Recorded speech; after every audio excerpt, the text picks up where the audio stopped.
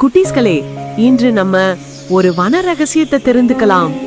பெரிய கண்கள், மென்மையான தோல், நீளமான கால்கள். இதுக்கு பின்னாலே யார் இருக்காங்க? ஆம், நம் உயரமான நண்பன் ஒட்டகச்சிவிங்கி.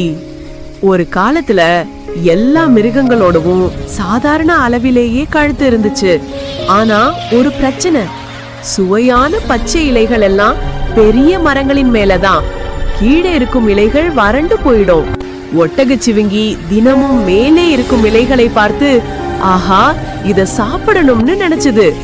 அது மெதுவா மெதுவா கழுத்தை மேலே நீட்டி முயற்சி பண்ணிக்கிட்டே இருந்தது. அப்படி நாள்தோறும் முயற்சி பண்ணும்போது அதோட கழுத்து மெதுவாக நீளமா வளர ஆரம்பிச்சது. இப்போதான் மற்ற எந்த மிருகமும் எட்ட முடியாத உயரத்தில் இருக்கும் இலைகளை அது சுலபமா சாப்பிடுது.